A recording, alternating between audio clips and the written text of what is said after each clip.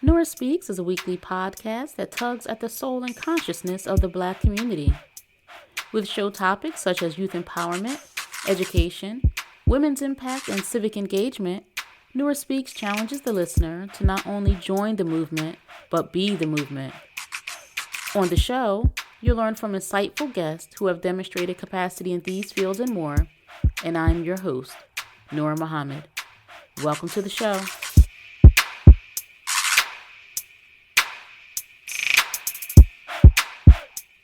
Welcome to episode 223 of the Nora Speaks podcast, and I am your host, Nora Muhammad. Glad to be back with you for another week of conversation and information, and I hope that what you've heard on the podcast has been good to you. I hope that you're getting what you expected on the Nora Speaks podcast, and if you have any comments or feedback that you'd like to share, I'm always open to that, and I always appreciate your emails. You can email me, nora@noraspeaks.com. I do look forward to hearing from you.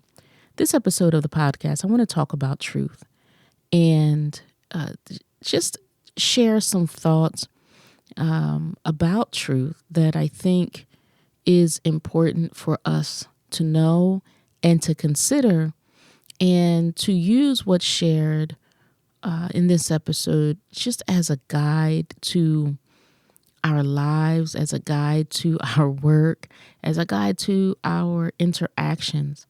I had shared in one of the last two episodes, I had shared, I think it was episode 221, and I was talking about ways to be successful in the workplace. And one of the things that I shared in that episode was if you make a mistake, own it. If you're late with a report, if you're late with an email, if there's a phone call that you didn't make, if there's an error that you made, just own it and move forward with humility and be assertive in your redress, be assertive in your correction. Just because we make a mistake, it's not cause for us to try to redirect that on somebody else or to become hostile once it's known that you dropped the ball.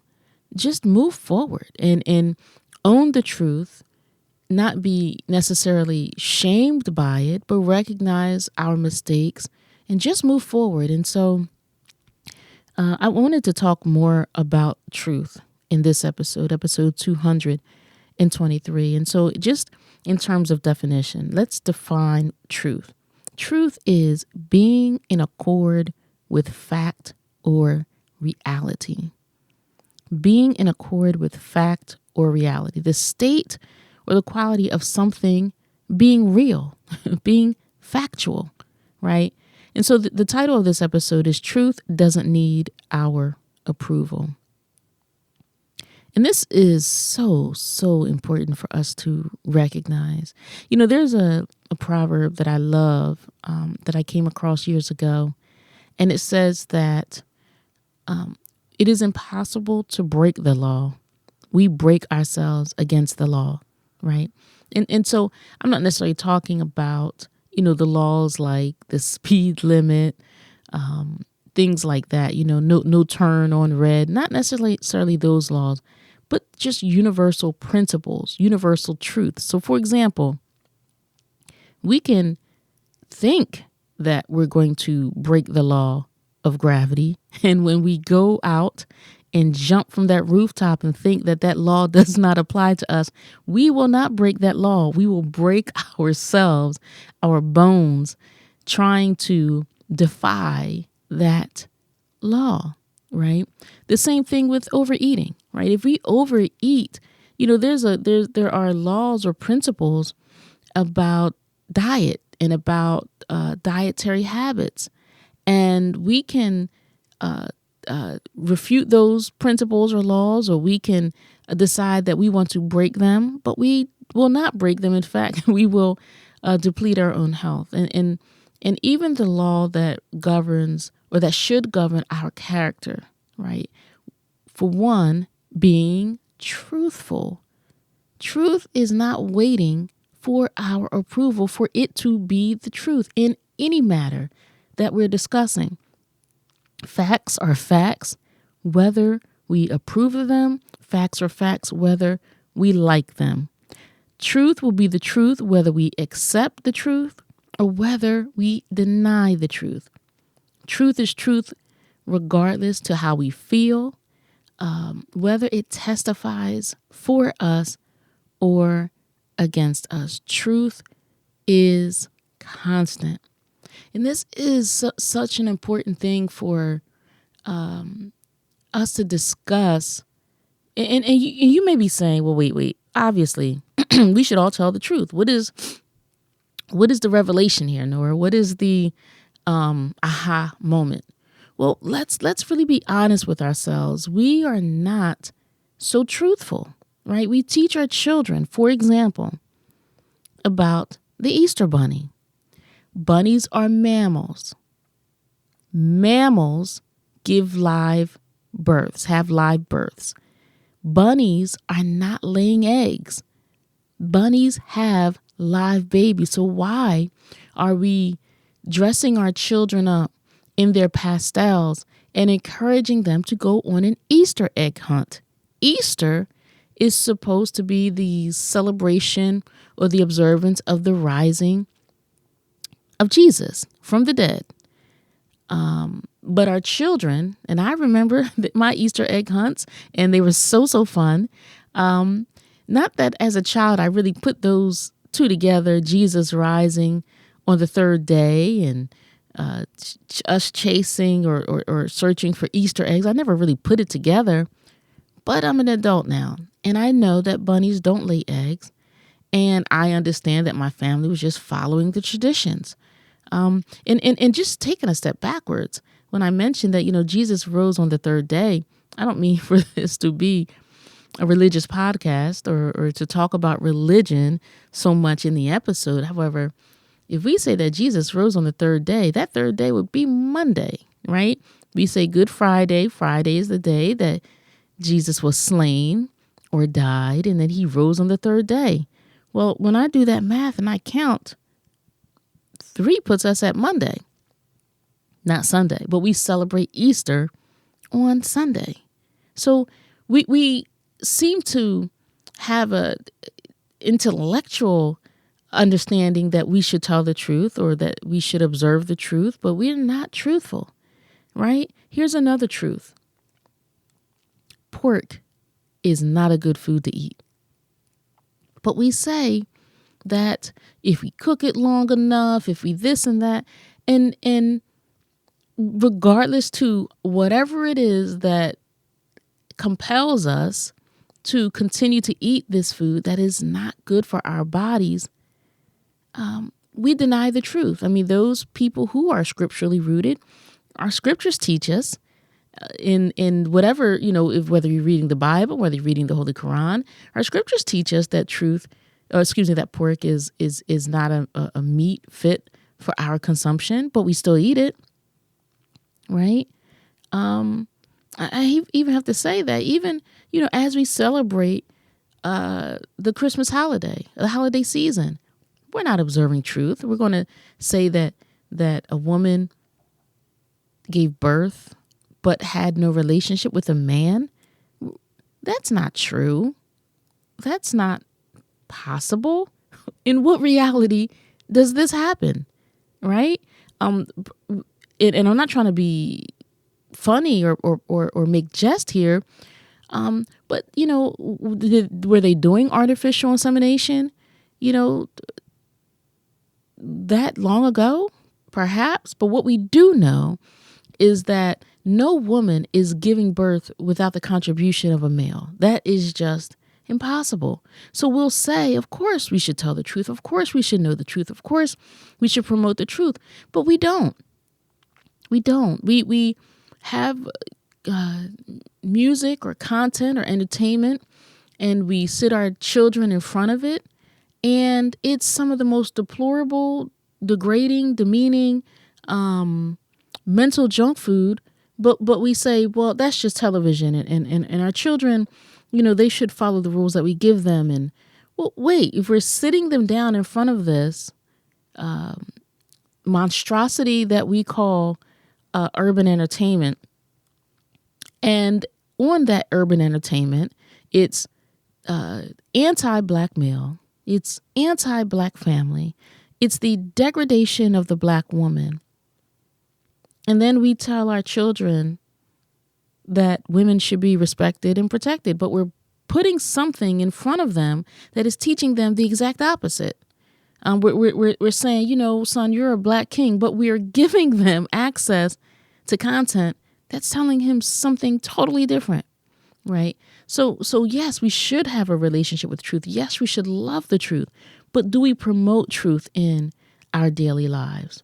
And truth is not your opinion. Truth is not my opinion.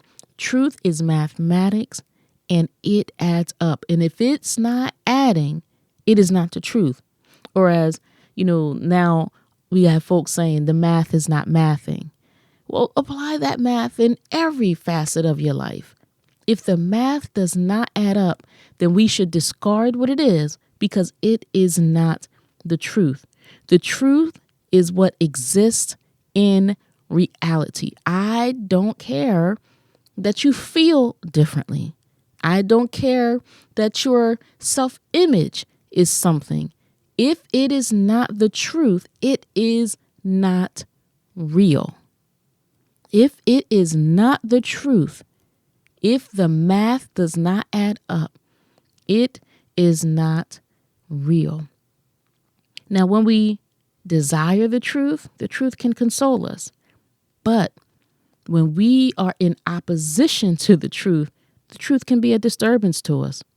And so it's as if we want others to participate in our delusions. And if others don't participate in our delusions, we demonize them.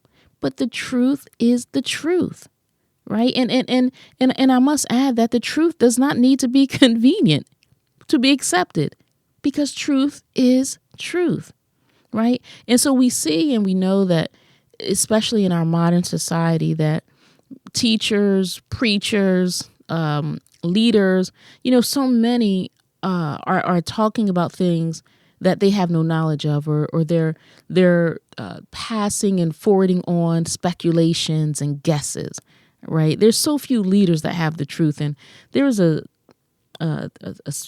journalist or an academic, I'm not sure how the brother defines himself, but I heard him come out with a correction. I'm not going to mention his name here or the specific issue. I'll save that for another episode. But he comes out to give a correction on someone else's opinion about things. And as he was delivering his correction, he was incorrect. I mean, he was contradicting himself all over the place, but he's presenting himself as if he's an authority. And so we're unacquainted with the truth. I would like to think that we desire the truth, but when the truth is put in front of us because it makes others uncomfortable, then we want to bend the edges, so to speak. And so if we're trying to bend the edges, then that is no longer the truth. So truth is not going to be convenient to anyone who wants others to participate in their delusions of their reality, right? And so if someone fails to acknowledge, if somebody fails to speak the truth, that shows a couple things. It may show fear that if I tell the truth, it may be unpopular. I might lose friendships. I may not be accepted, right? So withholding the truth can show fear.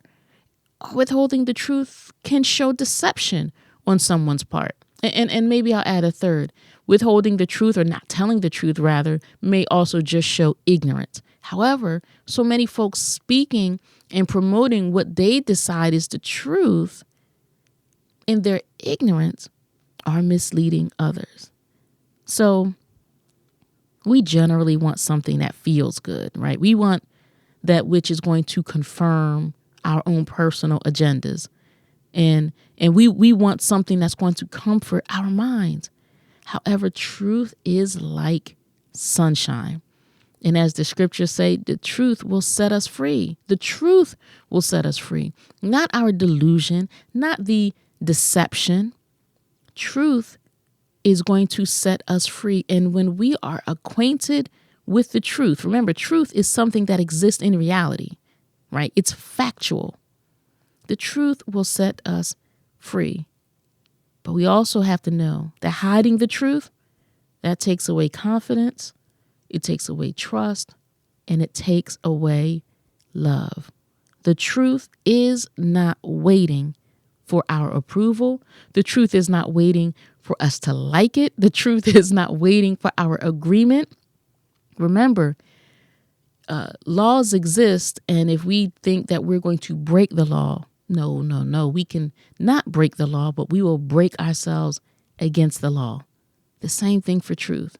And when we deny the truth, hide the truth, then that is saying something about us and our own character. So I hope this conversation on this episode might be illuminating and might inform your future interactions, your future conversations. And remember, we have been living under falsehood for so long. And I just shared some basic examples of my own childhood. I remember when my brother told me that there was no tooth fairy. I said, what? There is no tooth fairy? And I remember asking my grandmother, I said, there's no tooth fairy? And basically she said, if you keep asking,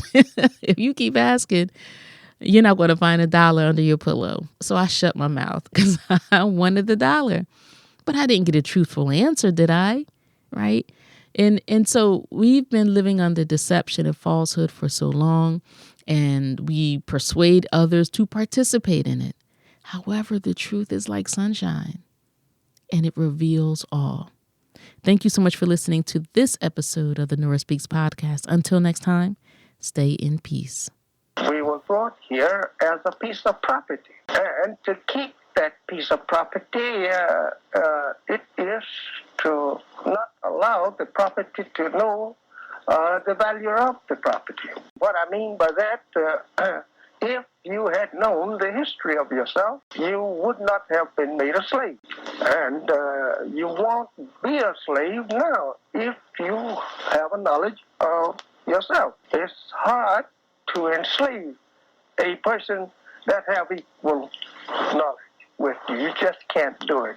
And so this knowledge of yourself is the thing that will free you from what you have been suffering from. Thank you for listening to another episode of the Nora Speaks podcast. Be on the lookout for a new episode coming at you fresh next week. And as always, if you want to learn more about me and the work that I do, visit my website, norahmuhammad.com. Or if you have a listener question, email me at info@norahspeaks.com.